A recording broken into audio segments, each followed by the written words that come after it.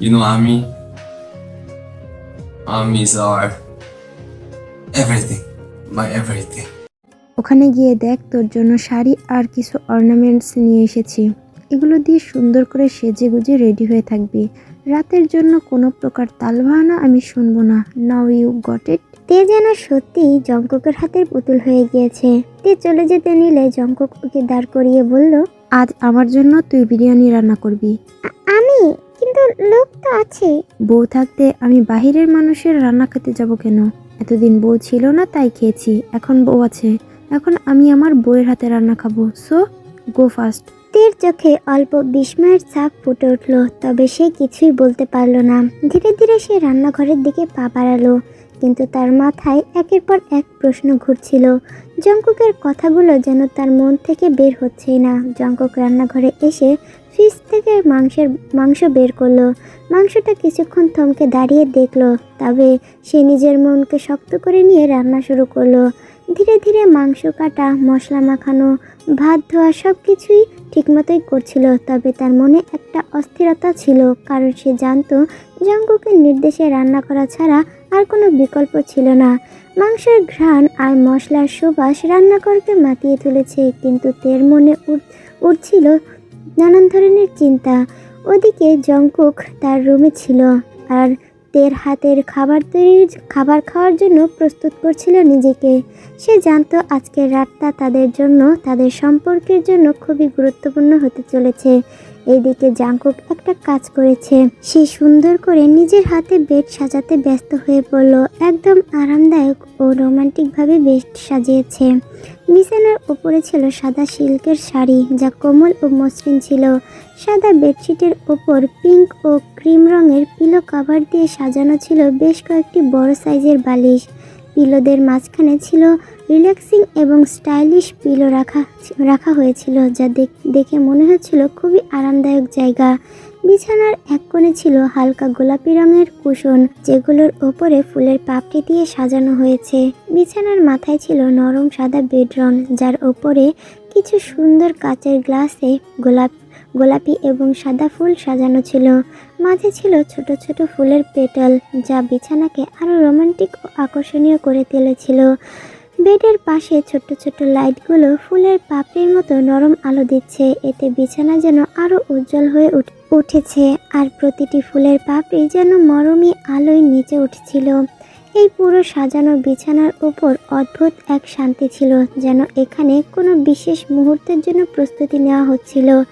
Bed আর room সাজাতে সাজাতে 9টা বেজে গিয়েছে। রান্না শেষে তের বিরিয়ানির গন্ধে মোমো করছে পুরো বাড়ি। তে টেবিলের উপরে খাবারটা সার্ভ করে নিচে থেকে ডাকছিল, এই যে শুনছেন, এই যে লাট সাহেব, শুনছেন আপনি? আপনার খাবার রান্না হয়ে গিয়েছে, এসে খেয়ে উদ্ধার করুন আমাকে প্লিজ। তের ডাক শুনে নিচে নামলো জঙ্কুক। সোজা টেবিলের পাশে গিয়ে চেয়ার টেনে বসে পড়লো। তারপর তের দিকে এক দৃষ্টিতে কিছুক্ষণ তাকিয়ে রইল। বলল, তোর শাড়ি আর অর্নামেন্টস পাশের রুমে রাখা আছে, এবার খাবার খেতে বস।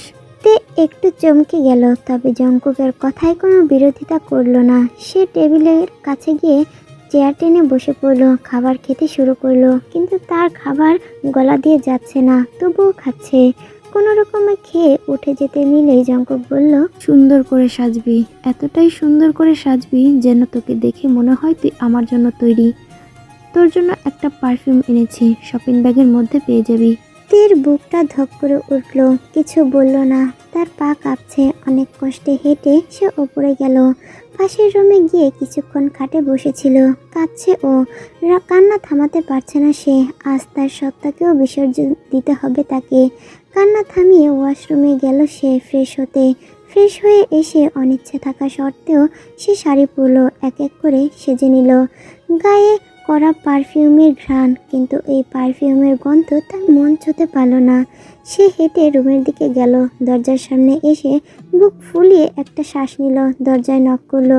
দরজায় নক করতে জঙ্কুক বিজয়ের হাসি হেসে বলল, কামিং ওয়াইফ। দরজা ঠেলে ভেতরে ঢুকলো তে। রুমটা সুন্দর করে সাজানো, কিন্তু এই সাজানোটা তার মনকে ছুঁতে পারল না। লাল জামদানি পরা তেকে পুরো পুতুল পুতুল লাগছিল। লাল রাঙা ঠোঁট, টানা টানা চোখ, দীর্ঘ কালো চুল, হাতের চুড়ির ঝনঝন শব্দ পুরো রুমটা ভরে উঠেছে। কাজল রাঙা চোখে বিষাদের পারদ, সব মিলিয়ে অপরূপা লাগছে তেকে।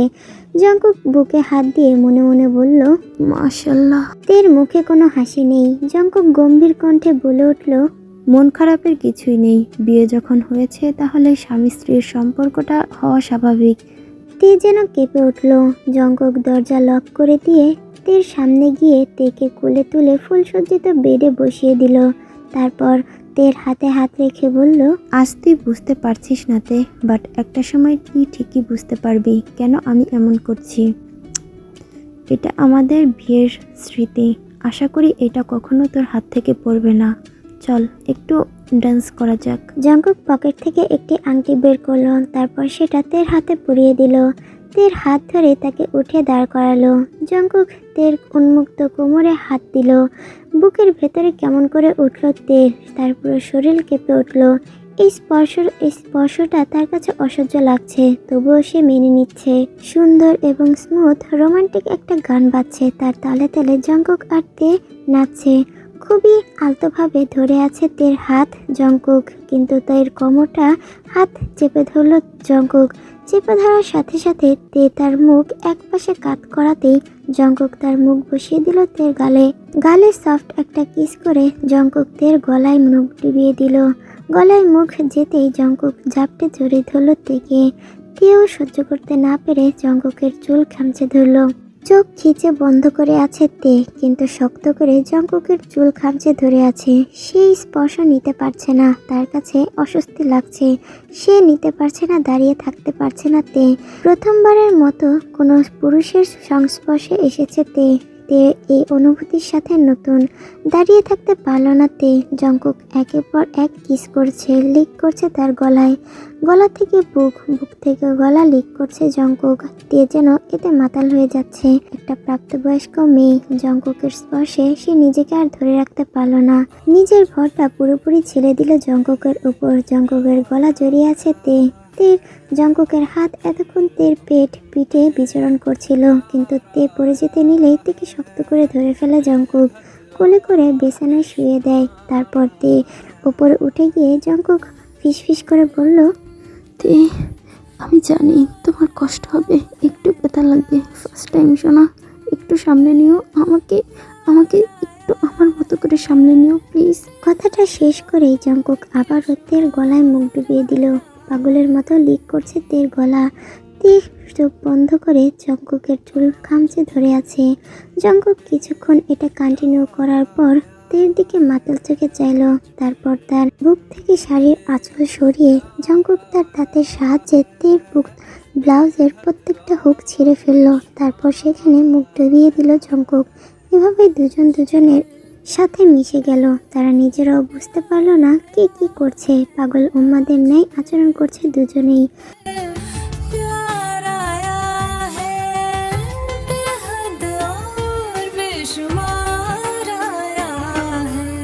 কোথায় কি হয়েছে, কিভাবে তাদের বিয়ে হয়েছে, কে কার উপরে কতটা রাগ ছিল, দুজনের কারো মাথায় কিচ্ছু ছিল না।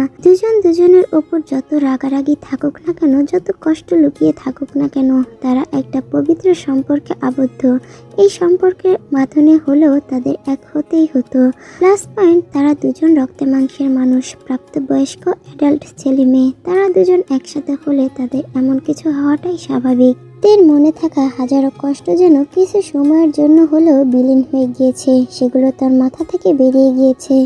এই কয়েকদিন কত চেষ্টা না করেছে সে এই কষ্টগুলো, এই স্মৃতিগুলো বা এই মুহূর্তগুলোকে ভুলে থাকার জন্য, এই কষ্টগুলোকে ভুলে থাকার জন্য, কিন্তু পারেনি। কিন্তু জঙ্কুকের সংস্পর্শে আসার পর সে এগুলো এক মুহূর্তের জন্য হলেও ভুলে গিয়েছে।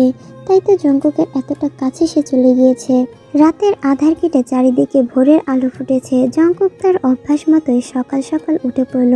চোখ খুলতেই দৃষ্টি পড়ল তের ঘুমিয়ে থাকা মুখটির দিকে। তে জঙ্কুকের লোম মাখা বুকে মাথা রেখে গভীর ঘুমে মগ্ন। তার মুখে ছিল এক ধরনের শিশুসুলভ শান্তি, যা কোনো কঠিন বাস্তবতাকে ছাপিয়ে যেন তার আত্মার সাথে জুড়ে দিয়েছে। জঙ্কুক গভীর মমতায় তের দিকে তাকিয়ে রইল। তার মনে হলো এতদিনের একাকিত্ব, সব শূন্যতা যেন এক নিমিষে পূর্ণ হয়ে গিয়েছে। তে তে এখন শুধু তার স্ত্রী নয়, তার জীবনের প্রতিটি শূন্যতার সঙ্গী। আমার এইটুকু জীবনে আমি অনেক কিছু অর্জন করেছি তে, কিন্তু এইটা আমার জন্য সবচেয়ে বড় পাওয়া ছিল। জঙ্কুক মনে মনে কথাটা বলল। সে ধীরে ধীরে তের মাথায় হাত বুলিয়ে দিতে লাগলো, যেন এই মুহূর্তটুকু চিরস্থায়ী করতে পারে। তে নড়ে চড়ে উঠল, কিন্তু তার ঘুম ভাঙল না। জঙ্কুক মৃদু হেসে ফিসফিস করে বলল, তুই আমার একমাত্র আপনজন পাখি, আমার সমস্ত একাকিত্বের আশ্রয়। জঙ্কুক অনেকক্ষণ থেকে ওভাবে বুকে নিয়ে শুয়ে রইল। তারপর থেকে আলতো করে বিছানায় শুয়ে দিয়ে সে ধীরে ধীরে উঠে গিয়ে জানালার পর্দা সরিয়ে দিল। বাইরের ভোরের আলোর সঙ্গে সঙ্গে জঙ্কুকের হৃদয় যেন আলোকিত হয়ে উঠল। জঙ্কুকের চোখ গেল তের গলার দিকে। সেখানে তার দেওয়া চিহ্নগুলো স্পষ্ট দেখা যাচ্ছিল। গলার ত্বকটা একটু লালচে হয়ে আছে, তার শক্তির চিহ্ন হয়ে রয়ে গিয়েছে সেখানে। জঙ্কুক একটু মুচকি মুচকি হেসে বলল, তোর উপর আমার অধিকারের প্রতিটা চিহ্ন এভাবেই লেখা থাকবে। তুই শুধু আমার হয়ে থাকবি। তে যেন ঘুমের মধ্যেও সেই চিহ্নের অস্তিত্ব অনুভব করছিল। সে অজান্তেই গলার দিকটা একটু চেপে ধরল। জঙ্কুক ওর সেই নিষ্পাপ ভঙ্গি দেখে মৃদু হাসলো। তারপর নিজেকে সংবরণ করে তের মাথায় হাত বুলিয়ে দিল। বাইরে সূর্যের আলো আরো উজ্জ্বল হচ্ছিল, আর জঙ্কুকের ভেতরেও এক নতুন সকাল উকি দিচ্ছিল। তুই আমার পৃথিবী, মিসেস জিওন। আপন মনের কথাগুলো বলে জঙ্কুক ফ্রেশ হতে ওয়াশরুমে চলে গেল। ওয়াশরুমে প্রবেশ করার পর সে এক মুহূর্তের জন্য দাঁড়িয়ে পড়ল, যেন কিছু সময় নিয়ে নিজের অনুভূতিগুলোকে সামলালো। ওয়াশরুমের ঠান্ডা মেঝের উজ্জ্বল আলো তার মধ্যে এক ধরনের তাজা ভাব এনে দিল। তার মনের অন্ধকার কোণগুলো একটু একটু করে আলোর দিকে এগিয়ে যাচ্ছিল। সে ধীরে ধীরে তার চিন্তাগুলো স্থগিত করলেন। তের সম্পর্কে, নিজের একাকিত্ব সঙ্গী হিসেবে তাকে পাওয়া এবং নতুন দিনের শুরু। পানি চলতে থাকলো। জঙ্কুকের মধ্যে যেন এক গভীর অশান্তির থেকে মুক্তির অনুভূতি উদিত হচ্ছিল। তার এই মুহূর্তগুলো হালকা আর শুদ্ধ হয়ে উঠছিল, যেন নতুন করে তার জীবনের একটা প্রান্ত সূচনা হলো। লম্বা শাওয়ার নিয়ে জঙ্কুক বাহিরে এলো। বাগানে হাঁটতে লাগলো জঙ্কুক। তার শরীর থেকে ভেজা কাপড়ের গন্ধ মিলিন হয়ে যাচ্ছে শীতল বাতাসের সঙ্গে। বাগানের প্রান্তের একদিক থেকে সূর্যের প্রথম কিরণ এসে পড়ছিল, আর সেই আলো জঙ্কুকের মুখে এক নতুন রূপ নিয়ে ফুটছিল। তার পায়ের তলায় মাটি ছিল নরম, আর চারপাশে ফুলের মিষ্টি গন্ধ। সে ধীরে ধীরে হাঁটতে থাকলো। বাতাসের প্রতিটা স্পর্শ তার শরীরকে শীতল ও সতেজ করে তুলছে। বাগানে হাঁটার সময় তার মনে হচ্ছিল যেন সে পুরো পৃথিবীকে নিজের হাতের মুঠোয় অনুভব করছে। একাকিত্ব, শূন্যতা সব যেন দূরে চলে গেছে, আর সে এখন শান্তি ও এক নতুন সম্ভাবনার উন্মোচন করছে। বাগানের মাটির গন্ধ, পাখির কিচিরমিচির আর প্রতিটি পাতা জঙ্কুকের মনকে এক অদ্ভুত স্থিতির ইঙ্গিত দিচ্ছিল। বাগানে বেশ কিছুক্ষণ হেঁটে তারপর সে তার রুমের দিকে হাঁটা ধরল। তে ঘুমাচ্ছে। সে তেকে ডাক দিল, তে ওঠ, সকাল হয়েছে সেই কখন, আর কত ঘুমাবি? নাস্তা করবি, চল। জঙ্কুকের ডাকে তে চোখ খুলল পিটপিট করে। জঙ্কুক তা দেখে হাসলো। সকাল হয়েছে বউ, ওঠো, ফ্রেশ হয়ে নাও।